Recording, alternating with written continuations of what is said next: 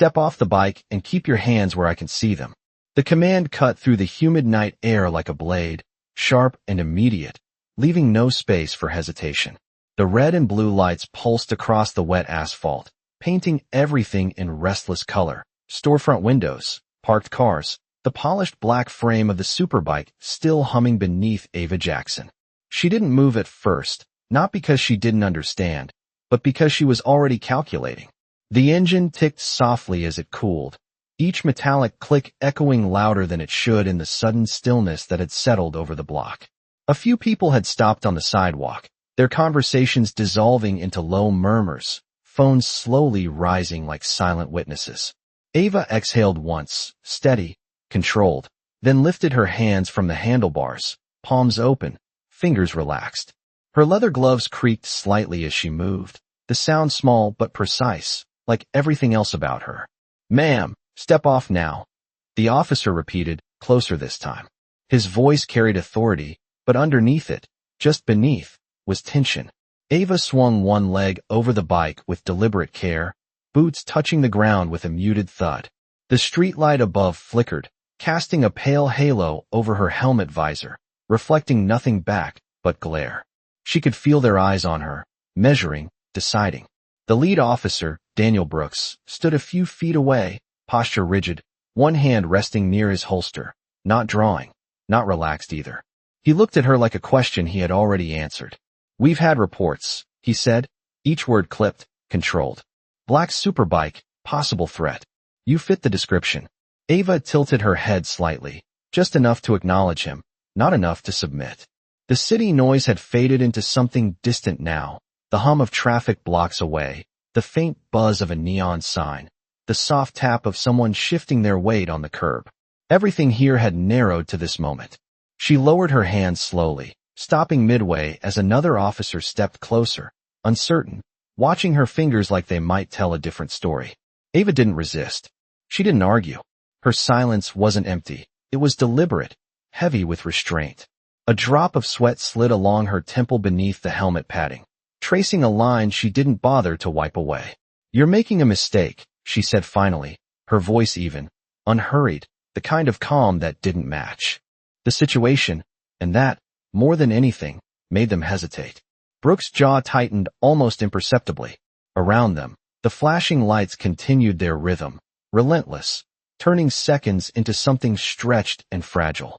Somewhere behind the line of patrol cars, a radio crackled with overlapping voices, indistinct but urgent, like a storm building just out of sight. Ava's gaze shifted briefly past Brooks, scanning, assessing, then returned to him with the same steady focus. She stood there in the center of it all, hands visible, posture straight, completely still, while the night seemed to hold its breath, waiting for the next move neither side was ready to make. The heat from the engine faded into the night, replaced by the faint chill of air moving between buildings, carrying the distant scent of rain that had not yet fallen. Ava Jackson stood exactly where she had stepped off the bike, shoulders squared, hands still visible, her posture calm in a way that did not belong to the scene unfolding around her. The officers shifted slightly, adjusting their stance, their attention fixed on her with a kind of cautious certainty, as if they had already decided who she was before she ever spoke. Officer Daniel Brooks took a step closer, his boots pressing against the pavement with a measured weight, every movement controlled, practiced, familiar. He had done this before, many times. His eyes scanned her jacket, the bike, the small details that built a story in his mind, a story he trusted more than anything she might say. "Identification," he said, extending his hand, not aggressively, but with the expectation of compliance. Ava's gaze dropped briefly to his hand, then lifted again to meet his eyes. There was no defiance in her expression, but there was something else, something quieter, something that made the moment stretch. "It is in my inside pocket," she replied evenly. "Left side." She did not reach for it. She did not move at all. One of the younger officers glanced at Brooks, uncertainty flickering across his face, the kind that comes when training meets something it did not fully prepare you for. Brooks gave a small nod. Slowly, he said. Ava moved then, deliberate, precise, 2 fingers first, then her hand, sliding into the pocket of her jacket. The fabric shifted softly, the sound almost lost beneath the low hum of the patrol cars. She pulled out a slim wallet and held it up, not extending it yet, waiting. That pause, that extra second, seemed to ripple through the space between them. Brooks stepped forward and took it, flipping it open with quick, efficient motions. His eyes moved across the contents, scanning, processing, building that same internal narrative. The crowd on the sidewalk had grown slightly, more people drawn in by the lights, the stillness, the quiet tension that felt heavier than noise. A phone camera tilted for a better angle. Someone whispered, too low to catch the words, but loud enough to feel the judgment behind it. Ava remained still, her breathing slow, controlled, each inhale measured, each exhale steady. She watched Brooks without staring, her focus soft but unwavering, as if she was waiting for something beyond the obvious. Brooks' brow tightened just slightly as he examined the identification, then he looked back up at her, the pieces not fully aligning in his mind. Step over to the curb, he instructed, his tone unchanged, but now edged with something less certain. Ava nodded once and walked the few feet without hesitation, her boots tapping lightly against the pavement, the sound clear in the quiet. She stopped where directed, turning just enough to keep everyone in her peripheral vision.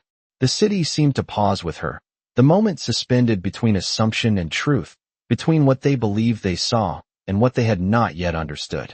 Daniel Brooks held the wallet a second longer than necessary, his thumb resting along the edge as if the answer might reveal itself if he just looked hard enough. The plastic surface caught the flashing lights, red then blue then red again, distorting the details each time he blinked. He flipped it closed, then open again, slower now, more deliberate, his eyes tracing the name, the address, the standard identifiers that should have settled this already. But something did not sit right. It was not the information itself. It was her. The way she stood. The way she waited. People in this situation usually filled the silence with explanations, with urgency, with fear. Ava Jackson offered none of that. She stood on the curb like she had already accepted every possible outcome and found none of them worth reacting to. One of the officers behind Brooks shifted his weight and leaned slightly closer. Anything? He asked quietly. Brooks did not answer right away. His gaze lifted again to Ava, studying her more carefully this time. Not just the surface but the space around her, the stillness she carried like it belonged to her. You said this is yours, he said, holding up the wallet. Yes, Ava replied. No hesitation. No added words. Just confirmation. Brooks nodded once, though the gesture felt more like a placeholder than a conclusion. He handed the wallet back, but did not step away. Instead, he angled his body slightly, positioning himself between her and the bike, an instinctive move, subtle but intentional. We are going to run this, he said. Standard procedure. Ava inclined her head slightly. Of course. The words were neutral, but there was something beneath them, something that suggested she had expected nothing less. The radio at Brooks' shoulder crackled again, louder this time, a burst of overlapping voices cutting through the quiet. He reached up and adjusted it, listening for a moment, his expression tightening as he caught fragments of information that did not fully connect. Another unit chimed in, then static, then silence again. The younger officer glanced toward the patrol car, then back at Ava, his uncertainty growing more visible now, like a question he did not want to ask out loud. Ava noticed. She noticed everything. The way his fingers flexed slightly at his side. The way his eyes flicked between her and Brooks, searching for direction. The way the crowd had grown quieter, their curiosity sharpening into something more focused, more expectant. She shifted her weight just slightly, enough to stay comfortable, not enough to be perceived as movement. The curb felt solid beneath her boots, grounding, familiar. Brooks stepped back half a pace, creating space, but not releasing control. He spoke into his radio, voice low, controlled, feeding the information through channels that would either confirm his judgment or challenge it. As he waited, the seconds stretched again, long enough for doubt to begin threading its way into certainty. Ava watched him, not with challenge, not with defiance, but with a kind of quiet patience that made the moment heavier than any raised voice could have. The night pressed in around them, thick with unspoken tension, as if the city itself was listening, waiting to see which version of the truth would surface first. The radio on Daniel Brooks' shoulder hissed again, louder this time, a sharp burst of static, followed by a voice that spoke too fast, too clipped, like pieces of a puzzle being thrown into the air without landing. He turned slightly away, one hand pressing the device closer, trying to isolate the message from the noise, but the words came fragmented, incomplete, leaving more questions than answers. Ava watched the shift immediately. It was subtle, barely visible to anyone else, but to her it was clear as daylight. His posture had changed. Not weaker, not softer, just less certain. The line between control and doubt had begun to blur. A faint breeze moved down the street, brushing against her jacket, carrying the distant rumble of a passing truck somewhere far off, grounding the moment in something real while everything else felt suspended. The younger officer stepped closer to Brooks again, his voice low but edged with concern. "Dispatch is saying the description might not be exact," he murmured. "They are still confirming." Brooks did not respond right away. His eyes remained fixed ahead, but not on Ava anymore. He was looking through her now, beyond her, recalculating. Ava shifted her gaze slightly, scanning the reflection in a nearby storefront window. The scene behind her played out in reverse, flashing lights, clustered figures, tension drawn tight, like a wire. She measured distances without turning her head, noted angles, exits, timing. Not out of fear. Out of habit. Always habit. "Officer," she said quietly, not raising her voice, not interrupting, just placing the words into the space between them with precision. Brooks looked back at her. "Yes." His tone remained firm, but the edge had dulled just enough to notice. Ava held his gaze, steady, unwavering. "If you are waiting for confirmation," she said, "you are already behind." The words were not a challenge. They were not a threat. They were a statement, calm and exact, like a clock marking time no one else was watching. The younger officer frowned slightly, confusion flickering across his face. Brooks' expression tightened again, but this time it was different. Not irritation. Not authority.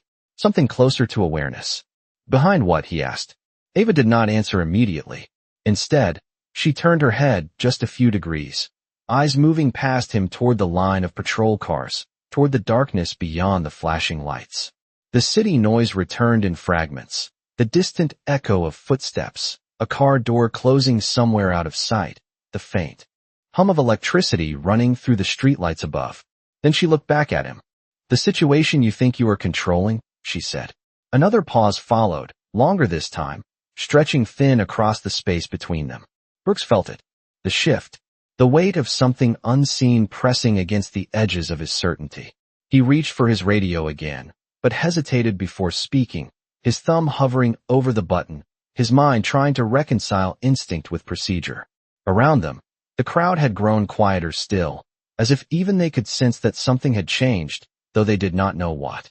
Ava remained exactly where she was, calm, composed, her presence no longer just part of the scene but quietly redefining it, while the night seemed to lean in, waiting for the moment when assumption would finally collide with truth. The silence stretched longer than it should have, long enough to feel unnatural, like the moment before a storm breaks, but no one knows which direction the wind will turn. Daniel Brooks finally pressed the radio button, his voice low but firm, requesting full confirmation, repeating the description, tightening his grip on procedure as if it could anchor the uncertainty creeping in. The response did not come immediately, just static at first, then overlapping chatter, units speaking over each other, fragments of information that refused to settle into clarity. Ava did not move. She stood on the curb with the same composed stillness, her eyes no longer fixed on Brooks, but drifting slightly past him again, tracking something unseen to everyone else. The younger officer noticed it this time.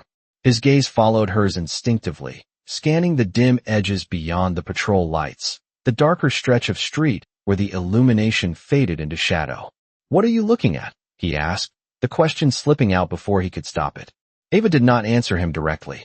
Instead, she shifted her stance just enough to square her shoulders, grounding herself, her attention sharpening. "You are focused on the wrong subject," she said quietly. Brooks exhaled through his nose, a controlled breath that barely masked the tension building beneath his uniform.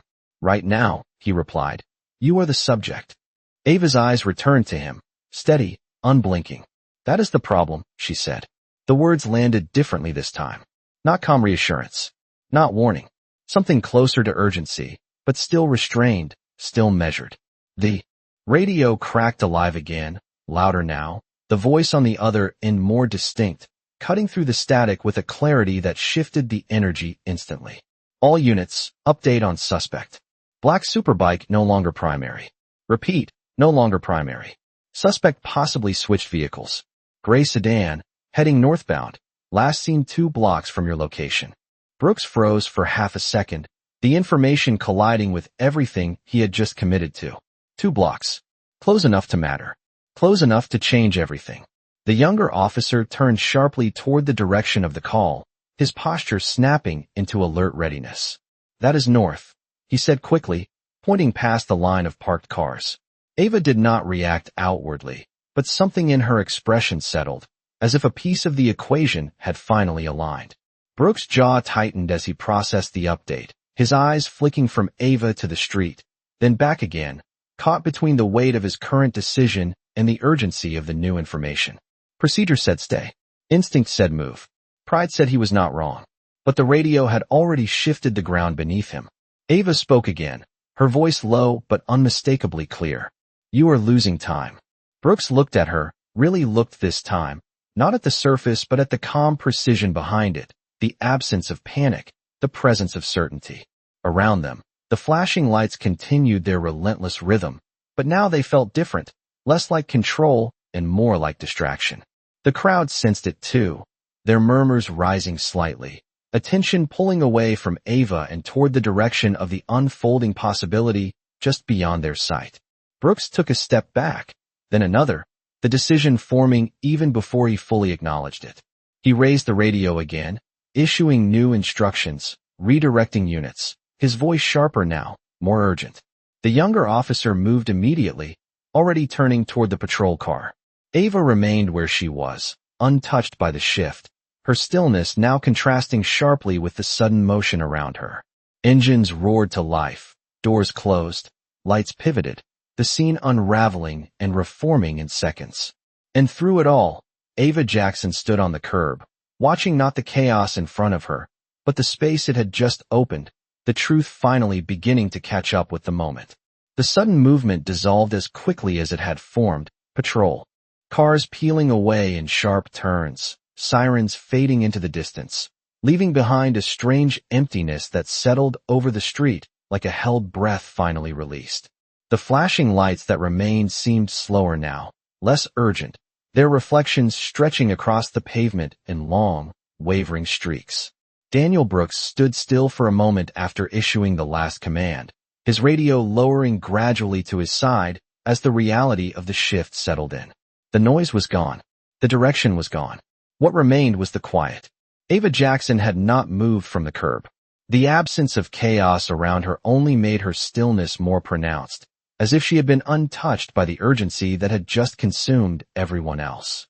A faint drizzle began to fall, soft at first, barely noticeable, tiny droplets catching the light as they drifted downward. One landed on the edge of her visor and slid slowly across, tracing a path that mirrored the slow recalibration happening in the space between them. Brooks looked at her again, but this time there was no immediate judgment in his eyes. Only a question he had not yet formed into words. The younger officer had already left with the others, leaving Brooks alone in the aftermath, the weight of the decision lingering heavier than the action itself. Ava exhaled quietly, her breath visible for a brief second in the cooling air. She reached up slowly, deliberately, and removed her helmet. The motion was smooth, unhurried, revealing her face beneath the dim streetlight, composed, focused, unchanged. She tucked the helmet under her arm and stepped off the curb, closing the distance between them by just a few feet. Not enough to confront, just enough to shift the dynamic. The drizzle grew slightly steadier, tapping softly against the pavement, against the metal of the bike, against the silence that now filled the space where tension had once been loud. Brooks watched her, his posture no longer rigid, but not relaxed either. Suspended somewhere in between. "You knew," he said finally, his voice quieter now, stripped of its earlier certainty. Ava tilted her head slightly, considering the words before responding. I recognize the pattern, she replied. There was no pride in it. No need to explain further. Brooks glanced down briefly, then back up, as if searching for something he had missed earlier, something that should have been obvious. The rain darkened the edges of his uniform, small patches spreading outward, unnoticed. You could have said more, he added, though the statement lacked accusation. Ava's gaze held his, steady as before. You were not listening for it, she said. The words landed softly, but they carried weight, not as criticism, but as truth stated without decoration. Another silence followed, deeper this time, not tense, but reflective. The kind that leaves room for realization to take shape. Somewhere in the distance, a siren echoed faintly, a reminder that the situation had not ended, only moved beyond their immediate reach. Ava glanced briefly in that direction, then back at Brooks. They will need support, she said. Brooks nodded slowly, the reflex coming before the thought, his mind still catching up to the shift in perspective. The rain continued to fall, steady now, washing over the street, softening the harsh lines of light and shadow.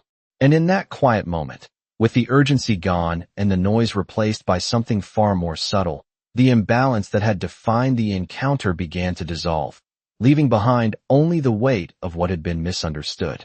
The rain settled into a steady rhythm, each drop tapping against metal, pavement, and glass with quiet persistence, softening the sharp edges of everything it touched.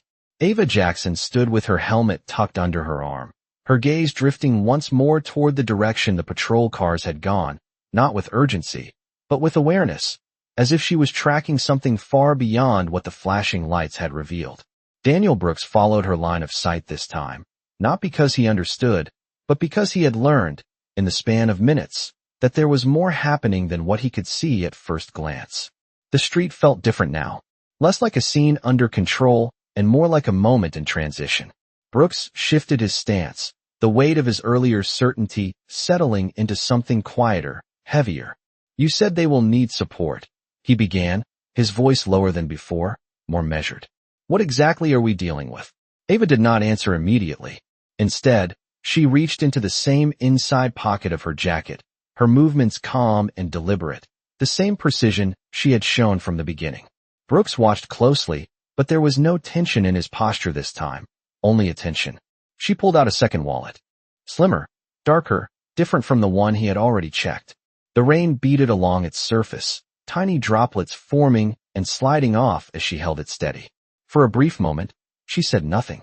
Then she flipped it open and angled it toward him. The motion was small, controlled, but it carried a weight that shifted the air between them instantly. Brooks stepped closer, just enough to see clearly. His eyes moved across the credentials, the insignia, the structure of something official and unmistakable. His expression changed, not dramatically, not all at once, but in layers. Recognition came first, then recalculation, then something quieter, deeper, settling beneath both. He straightened slightly, the reflex automatic, the training ingrained. You are federal, he said, more to confirm than to question. Ava closed the wallet with a soft click and slipped it back into her jacket. Off duty, she replied. The distinction mattered, though she did not explain why. Brooks let out a slow breath he had not realized he was holding. The rain continued to fall between them, steady, indifferent, washing away the tension that had once filled the space. For a moment, neither of them spoke. The silence now was not heavy with conflict, but with understanding arriving late. You were tracking the sedan, he said finally, piecing it together. Ava gave a slight nod. It changed routes sooner than expected, she said. Your call intercepted the wrong variable. Brooks glanced down briefly, then back up, the weight of that statement settling in. Not accusation, not blame, just fact. He looked past her at the Superbike, then back at her again, seeing it differently now, not as a signal of suspicion, but as part of something more complex, more deliberate. The distance between what he had assumed and what was true stretched out in his mind, wider than he wanted to admit. Why did you not say it earlier? He asked, though the question carried less challenge now and more reflection. Ava met his gaze steadily. Because you needed to see it, she said. The answer was simple, but it landed with a quiet force, reshaping the moment without raising its volume. Brooks nodded once, slowly, the gesture no longer about control, but acceptance. In the distance, the faint echo of sirens continued, a reminder that the real situation was still unfolding beyond their immediate reach. And standing there under the rain, with the truth finally revealed not as a dramatic shift, but as a quiet correction, the balance between them had changed completely, not through confrontation, but through clarity. The rain continued to fall, steady and unbothered, as if the city itself had already moved on from the moment that still lingered between them. Daniel Brooks stood a little straighter now, not out of authority, but out of awareness, the kind that comes when certainty is replaced by understanding. His hand moved instinctively to his chest, then stopped, unsure for a brief second what the correct gesture even was anymore. Ava Jackson watched him, not with judgment, not with expectation, just present, grounded, unchanged by the shift that had unsettled him. The flashing lights behind them reflected across the wet pavement in long, broken lines, no longer urgent, just remnants of something that had already passed. Brooks cleared his throat slightly, the sound quiet against the soft rhythm of rain. "Agent Jackson," he said, testing the words, adjusting to the new reality they carried. Ava did not correct him. She did not acknowledge the title either. She simply listened. "I misread the situation," he continued, his voice steady but stripped of its earlier edge. "That is on me." The admission did not come easily, but it came clean, without excuse. Ava held his gaze for a moment, measuring not the words, but the intent behind them. Then she gave a small nod. Not approval, not dismissal, just recognition. "It happens," she said. The simplicity of it removed the weight Brooks had expected to carry longer. He glanced down briefly, rain collecting along the edge of his sleeve, then back up again. "You said the suspect changed vehicles," he said, shifting back toward what mattered now. "Gray sedan, northbound." Ava stepped slightly closer to her bike, her free hand brushing lightly along the handlebar, grounding herself in something familiar. "Temporary switch," she replied. "Not planned. That means they are adjusting under pressure." Brooks listened carefully now, not interrupting, not assuming. "And that makes them more predictable," he said, following her logic. Ava gave a faint nod. "And more likely to make a mistake." The distance between them had changed, no longer defined by suspicion, but by alignment.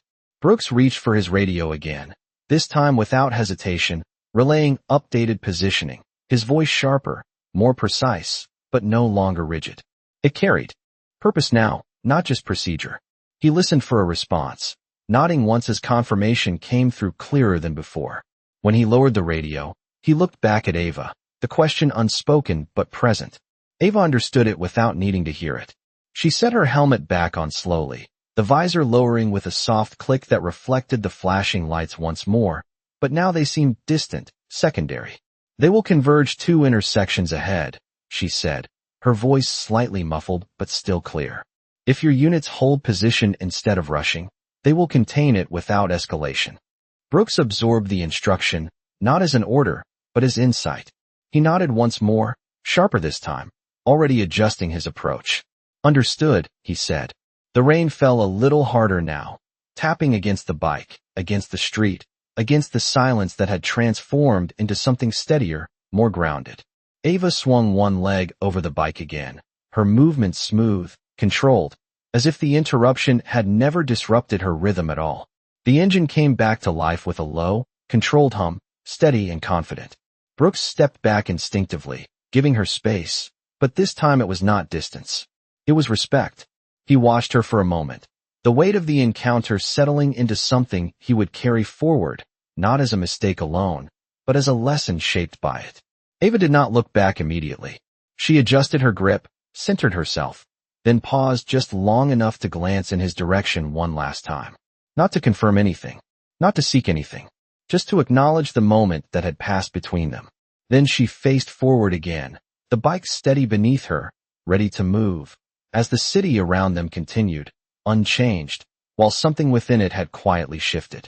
The engine's low hum settled into a steady rhythm beneath Ava Jackson, a controlled vibration that seemed to align perfectly with the calm she carried.